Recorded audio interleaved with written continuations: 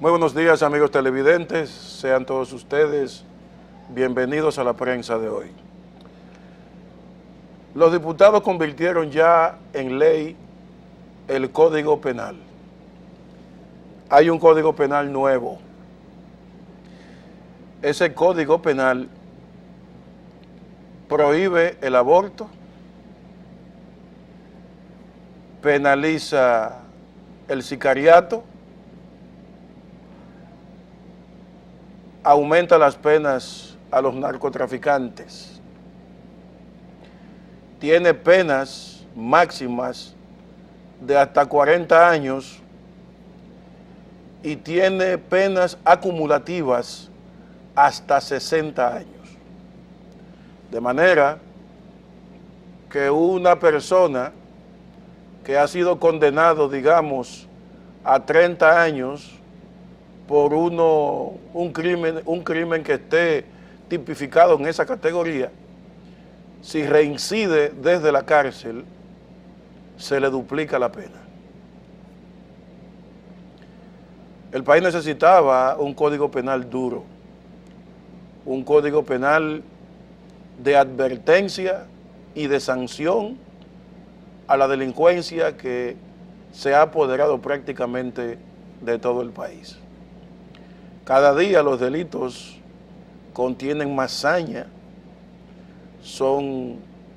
tienen mayor tecnología, el atrevimiento de los delincuentes raya en lo increíble y definitivamente el país estaba necesitado de un código penal fuerte, también que preserve y respete los derechos humanos, porque no es un código penal que prevé la muerte, no es un código penal que prevé que a alguien lo condenen a muerte, pero sí es un código penal que prevé que aquel sancionado, de acuerdo al código penal, pase el tiempo especificado en la cárcel.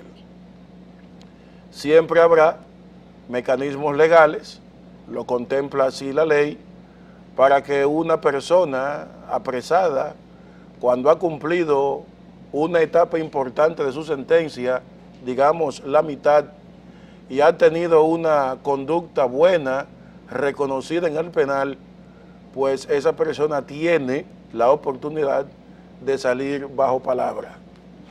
Pero imagínese que usted lo condenen a 40 años, su caso habría que revisarlo a los 20 años. Y 20 años de cárcel, como quiera, es una eternidad. Este código penal tiene que ser persuasivo para los delincuentes, porque aquí hay una tendencia a pensar que debido a los niveles de corrupción que existen en la sociedad y la historia de corrupción que ha permeado la judicatura durante los últimos tiempos, pues se le hará fácil a los delincuentes salir de la cárcel mediante argucias legales, mediante la compra de jueces o de fiscales. Pero el nivel de conciencia que ha adquirido el entorno jurídico en el país obliga necesariamente a que eso no sea así. Esas esperanzas de los delincuentes se esfuman en la medida que vemos este código penal nuevo que ha sido aprobado. Tipifica el feminicidio, que será castigado con penas entre 30 a 40 años, y se prohíbe el aborto, ya que solo se permitirá la interrupción del embarazo asistido de un médico siempre y cuando esté en peligro la vida de la madre. Este es un triunfo para la iglesia, es un triunfo para los sectores conservadores del país contra esa pretensión anárquica, liberaloide, de permitir que cualquier mujer caiga en un aborto por el simple hecho de que no le da la gana abortar. El aborto es un crimen. Se está matando una criatura viva, una criatura en gestación que ya tiene vida. Entonces, independientemente de cualquier consideración, solamente se justificaría en caso de que la vida de la madre esté en peligro. Y hay madres que están también dotadas de la palabra de Dios, que se han atrevido a morir ellas con tal de que la criatura viva. Eso es así. Ha ocurrido antes y ahora. Es un avance para la sociedad dominicana sancionar el aborto. Aunque hay muchos por ahí, privando en más liberales que todo el mundo, que apoyan el aborto, apoyan el matrimonio gay, apoyan todo tipo de sinvergüencería, en aras de un supuesto respeto de género o derecho de género que está carcomiendo los gérmenes de la sociedad y de la familia.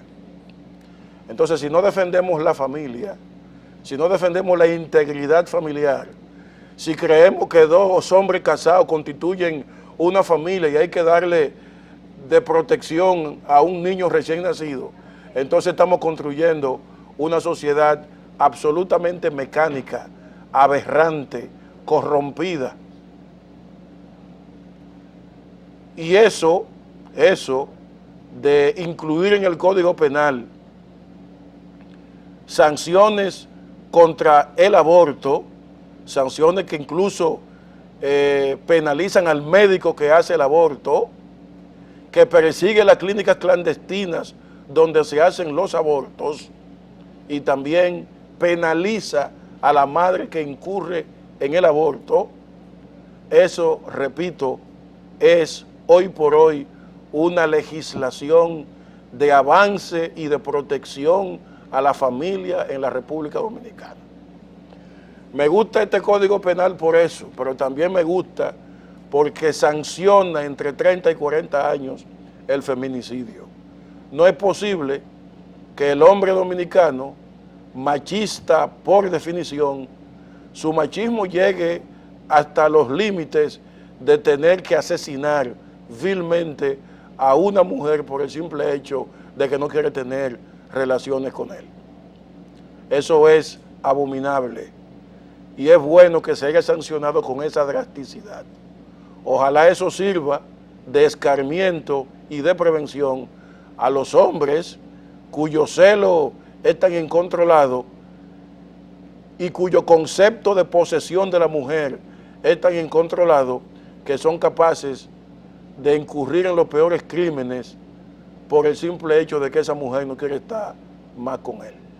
Incluso esas mujeres las asesinan frente a los hijos, frente a su familia, frente a la sociedad, sin ninguna consideración, dando un ejemplo al mundo de que el hombre dominicano es un bárbaro, de que la barbarie impera en el sentimiento de los hombres dominicanos, y no es así. Por eso aplaudo que en este momento esa legislación del Código Penal prevé y sanciona drásticamente a los hombres que incurren en feminicidio.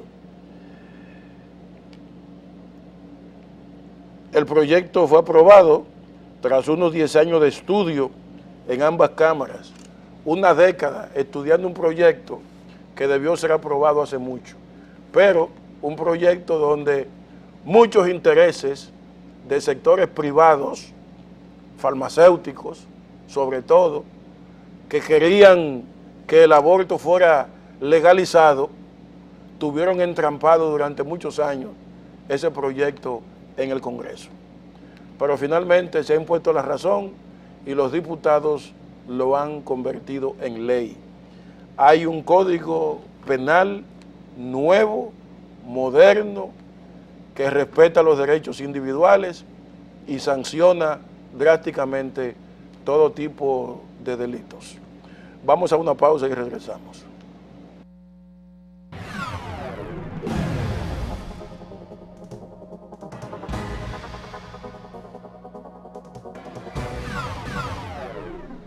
Se celebró antenoche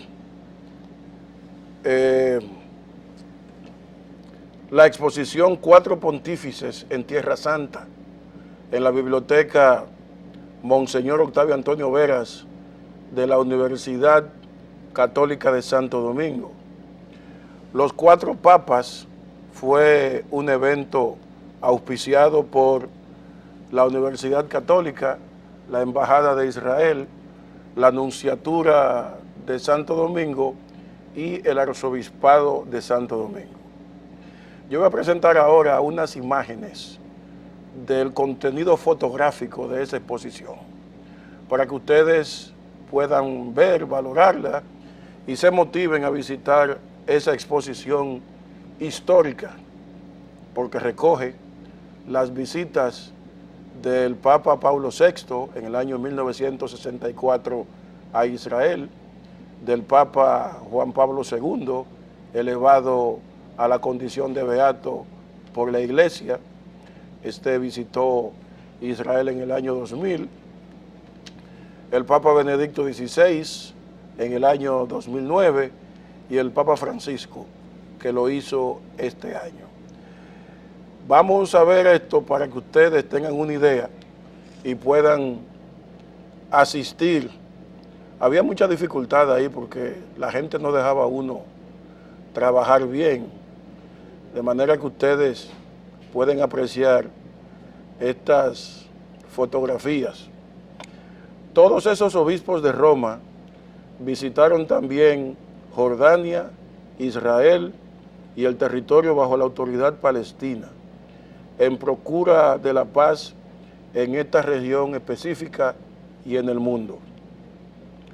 Todas las iniciativas leales que tiendan a realizar la paz encontrarán el apoyo y la bendición de la Iglesia Católica y del Papa de turno, en este caso el Papa Francisco. Con una frase similar, así lo manifestó el beato Pablo VI durante su visita como Papa a Tierra Santa en enero de 1964, y esto se ha mantenido así, de forma inalterable. El evento auspiciado por las cuatro instituciones que hablamos previamente se realiza en el marco del 21º aniversario de las relaciones entre Israel y el Vaticano. Hace 21 años, se cumplirá en diciembre, Israel y el Vaticano oficializaron sus relaciones. Cuando en un día frío de invierno en Jerusalén hace 21 años, Israel y la Santa Sede firmaron el acuerdo fundamental estableciendo relaciones diplomáticas plenas y el intercambio de embajadores. El acuerdo fue un hito histórico, no solo en las relaciones entre Israel y la Santa Sede, sino también entre la Iglesia Católica y el pueblo judío. 46 años después de la creación del Estado de Israel, se abrieron una embajada de Israel en la Santa Sede y una embajada de la Santa Sede en Israel. El Papa Francisco, en su visita a Tierra Santa, aprovechó su viaje para pedir por la paz en Medio Oriente y cursó una invitación al presidente de Israel, Shimon Peres, y de la autoridad palestina, Mahmoud Abbas, para realizar juntos una oración ecuménica en el Vaticano que se llevó a cabo posteriormente el 8 de junio de este año en el Vaticano, y donde también realizó un encuentro con el patriarca ecuménico Bartolomeu en la misma sala de la Delegación Apostólica de Jerusalén, donde se encontraron hace 50 años Pablo VI y el patriarca Atenágoras. Ahí pueden apreciar las fotos. Está dividida en secciones. Las secciones donde, la primera sección, la de Pablo VI, la segunda, la de Juan Pablo II, el beato Juan Pablo II, la tercera, la de Benedicto XVI, y la última, la del Papa Francisco. Todas son fotografías muy bien tiradas, muy bien tomadas por fotógrafos artistas profesionales que recogen las imágenes de esos momentos de acercamiento entre la Iglesia Católica y el mundo judío, que permanecieron durante siglos divididos hasta después del Concilio Vaticano II, porque en las misas que se hacían antes habían frases denigrantes contra los judíos, y los judíos tradicionalmente pronunciaban frases denigrantes contra el cristianismo. Pero una gran virtud que tuvo el Concilio Vaticano II, convocado por Juan XXIII, el Papa Juan XXIII nunca visitó Israel, sino que después de Pedro, que salió de Israel y murió en Roma, después de Pedro, el primer Papa que visitó Israel se llamó Pablo VI en el año 1964. Han visto las imágenes, es bueno que vayan y vean personalmente esta exposición que está abierta en la Biblioteca Cardenal Veras de la Universidad Católica de Santo Domingo. Vamos a pausar.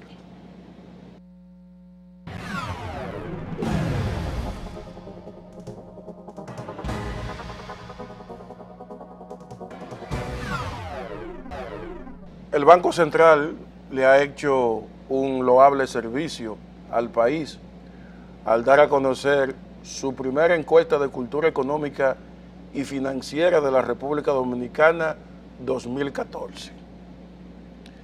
En esa encuesta, el Banco Central revela ese titular que ustedes ven ahí.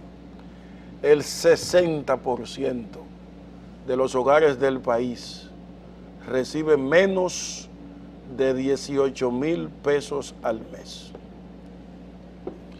El 59.7% de los hogares del país perciben menos de 18,000 pesos, dice el subtítulo que está debajo. Después de la encuesta se entra en otras consideraciones que vamos a ver más adelante. Pero ese dato solo, de que el 60% de los hogares del país reciben menos de 18,000 pesos al mes, es un dato devastador y demuestra sencillamente que esta es una economía pobre, con un segmento mayoritario de la sociedad con un bajo nivel adquisitivo. Esta es una sociedad pobre. Esta no es una sociedad rica. Hay un 40% que se divide entre clase media alta y ricos. El porcentaje de ricos, entendiendo como ricos aquel que puede contar líquido $1 millón para arriba, porque la riqueza no se mide en pesos. La riqueza se mide en las monedas fuertes con gravitación internacional. O se mide en dólares, se mide en euros, se mide en libras esterlinas, se mide en yen, se mide en dólar australiano, se mide en las 7 monedas internacionales que cotizan en el mercado cambiario. De manera que el que tiene $1 millón por ahí no tiene nada. Eso es lo que tiene menos de $50,000. Es un desbaratado, para que hablemos claro, porque aquí hay mucha gente presumida, que porque gana 50,000, 60,000 pesos mensuales, se cree que tiene a Dios atrapado en sus manos, y no es así. La economía dominicana es una economía pobre. ¿Qué determina una economía pobre? El bajo poder adquisitivo de la mayoría de sus miembros. con 18,000 pesos mensuales en una casa, ¿qué se puede hacer? Sobre todo si en esa casa pagan alquiler, si en esa casa tienen que pagar luz, si en esa casa tienen que cubrir transporte, comida, ropa y las necesidades básicas. A ese dato fue que se refirió el presidente Danilo Medina cuando en su discurso a la nación abogó por un aumento real de los salarios en la República Dominicana, para que se pueda hacer de ese 60% de hogares que reciben menos de 18,000 pesos al mes un poco más elevado, es decir, con ingresos más elevados, que permita que puedan tener un poder adquisitivo mayor. ¿Dónde está el tranque en el tema del aumento salarial? Muy simple, que los empresarios quieren aumentar chilatas y los sindicatos quieren aumentar mucho. A los empresarios les gustaría aumentar 10%, 15% como mucho, pero eso no resuelve el problema. Hay que hacer unos ajustes por la inflación a nivel salarial y remover la economía dominicana sobre la base del poder adquisitivo. Aquí no se puede manejar la economía de otra manera. Aquí hay que incorporar a la gente a la productividad, a la producción. Hay que incorporar a la gente al comercio. Un aumento salarial de 30% sería muy bueno para todo el mundo. Claro que sería bueno. Que no pueden los sectores empresariales, yo lo dudo. Ellos hablan de la alta tasa de impuestos, el tema de la energía eléctrica, que no pueden vivir conectados de la corporación de electricidad, sino que tienen que suplirse su propia energía, y hablan de los elementos laborales implícitos en la contratación de personal. Pero por eso es que los empresarios dominicanos mantienen la nómina de los trabajadores baja. Por eso es que el desempleo dominicano es alto, porque hay una vocación a estimular el chiripeo a través de la mala paga. Una sociedad que tenga la mayoría de su gente ganando sueldo de miseria no puede decir que camina hacia el desarrollo. Eso es muy simple.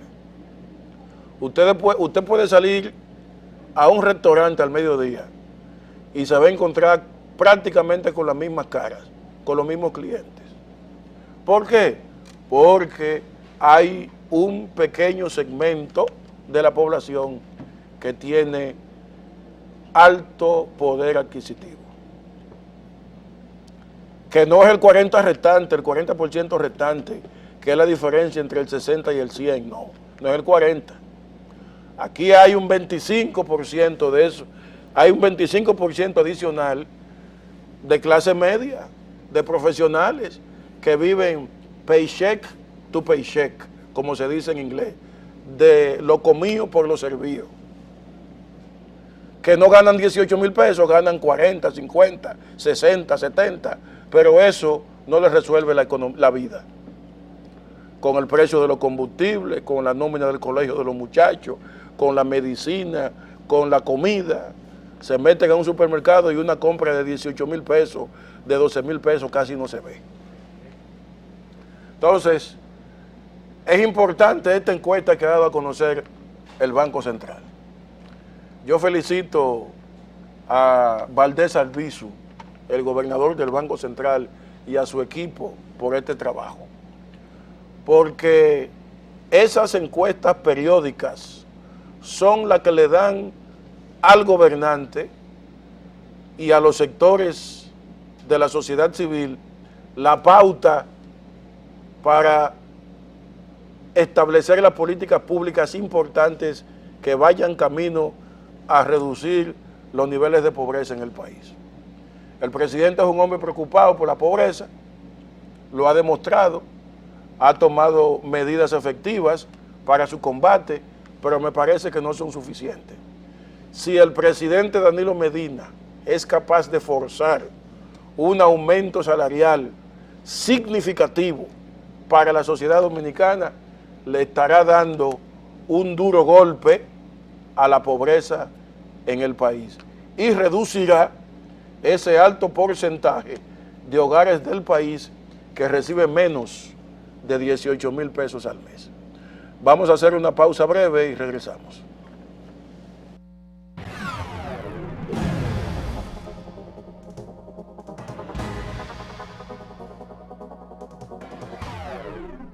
Roberto Rodríguez Marchena, el eficiente portavoz del Poder Ejecutivo del presidente Danilo Medina, ha dicho una cosa muy categórica.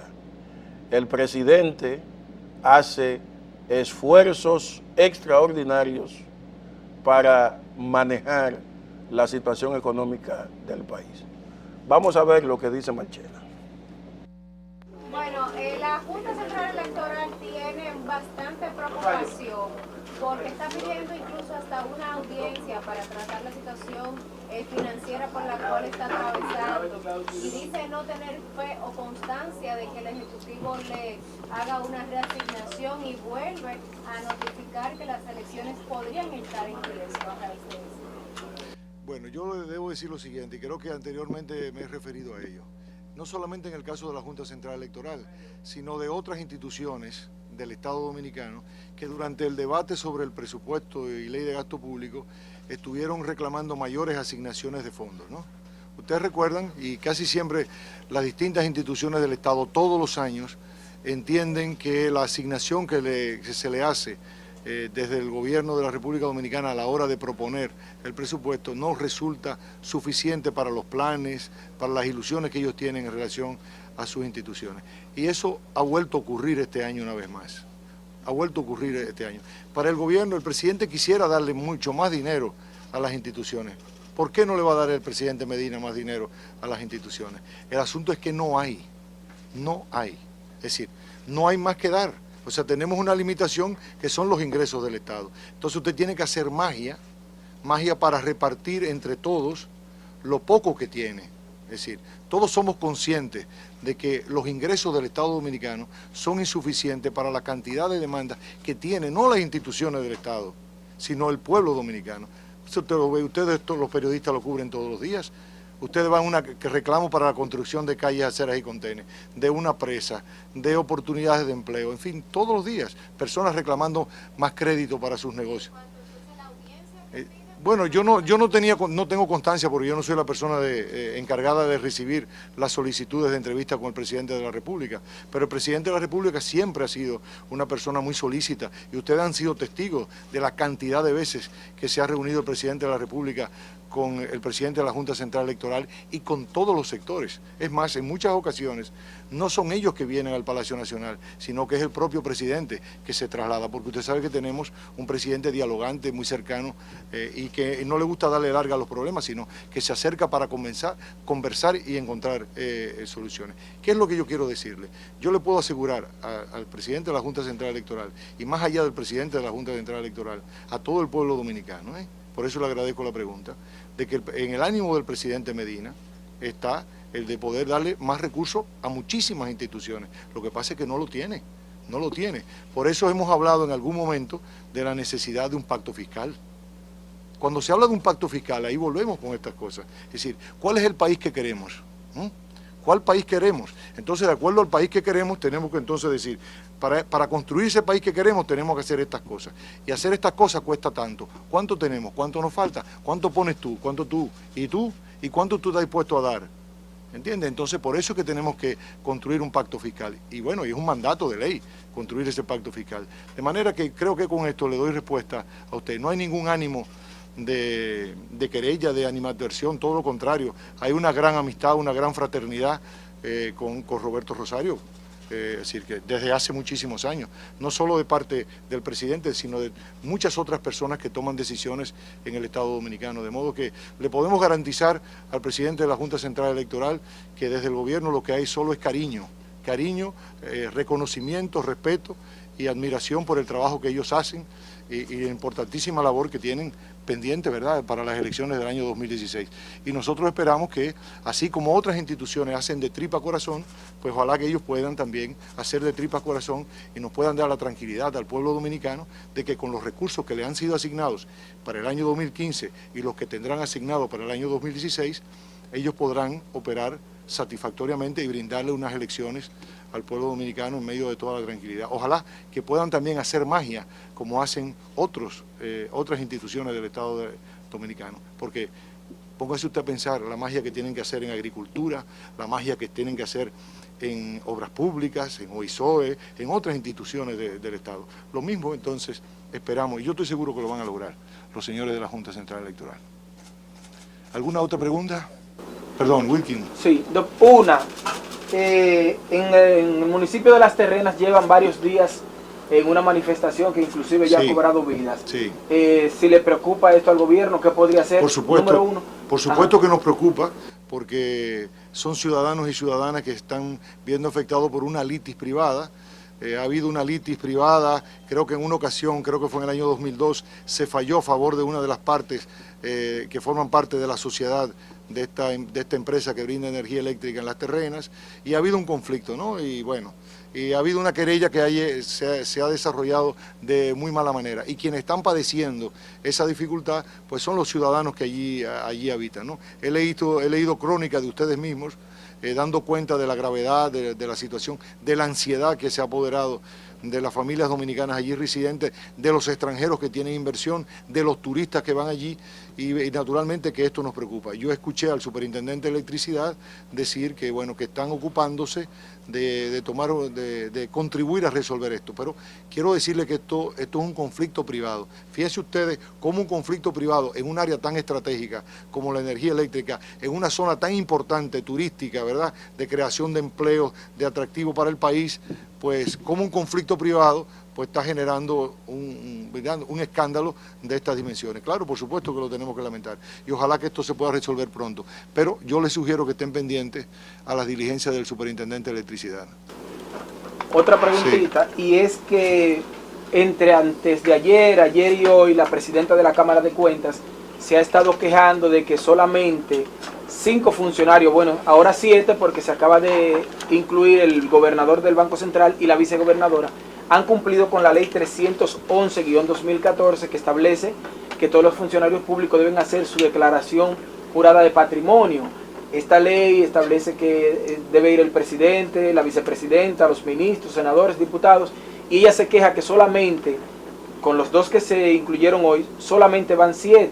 Quisiera saber, los funcionarios del gobierno central de aquí del Palacio Nacional, cuáles estarían ya encaminando sus acciones para completar esta norma que es de reciente aplicación. Mire, este caso es un caso curioso. Es un caso curioso lo que está ocurriendo con esto, porque si se hubiese procurado la información inmediatamente, y ayer se lo conversaba a Rosa Enríquez de Telesistema, si se hubiese procurado información a tiempo, no se hubiese continuado todo esto. ¿Por qué? Porque es precisamente la ley. Si se busca la ley, si se analiza la ley, ¿verdad?, que creo que fue aprobada en agosto de este año, esa ley establece que los que tenían que hacer esta declaración a la fecha fueron aquellos que fueron nombrados en el Estado, en posiciones que como describe la ley, directores generales, ministros, etcétera, etcétera, para esa fecha. No aquellos que fueron nombrados hace 2 años. Aquellos funcionarios que fueron nombrados el 16 de agosto del año 2012, le va a corresponder un periodo para el cual todavía no ha sido convocado, no han sido convocados. Y eso el Procurador General de la República en el día de ayer, y salió en algunos diarios y informativos de televisión, pues lo aclaró. Dijo que no estaban en falta. Es decir, los funcionarios del gobierno dominicano que fueron designados en agosto del año 2012 no están en falta. ¿Por qué? Porque se requiere una convocatoria que se va a hacer en momento oportuno, creo que va a ser en enero,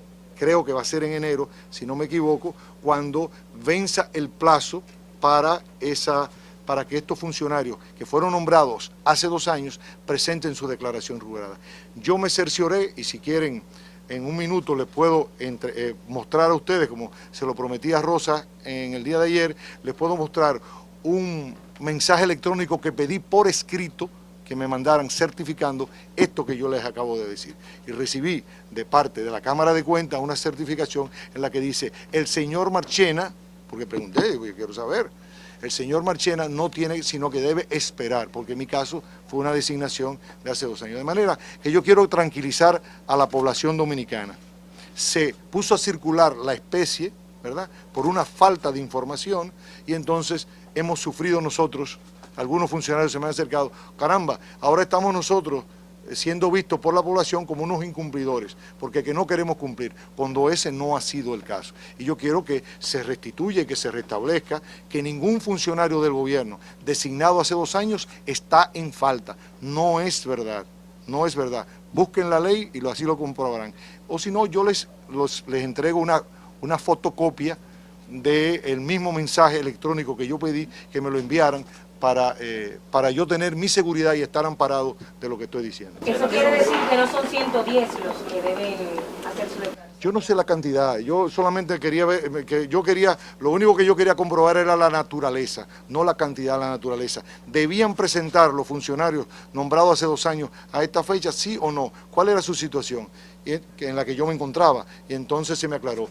Celebré con muchísima alegría que el Procurador General de la República, investido de la autoridad que tiene, que es mucho mayor que la mía, por supuesto, pues aclarara esta situación y que apareciera en los informativos y diarios dominicanos. Perdón.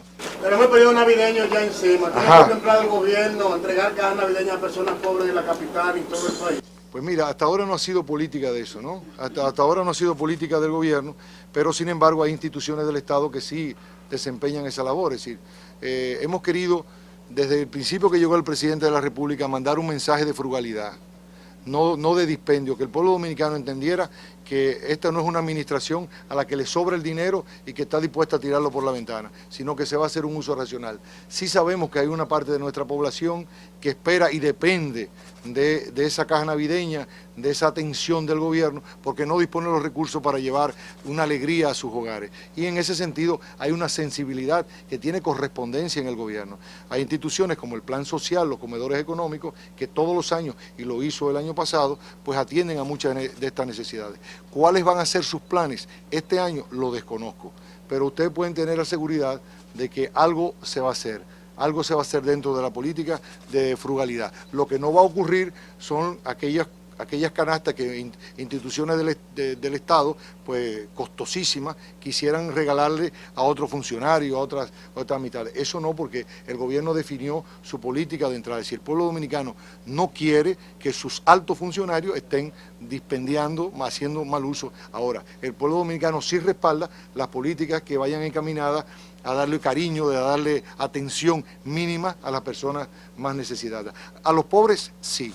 Pero para repartir a clase media y ricos grandes canastas costosas, esa no es la política del gobierno, desde el primer día.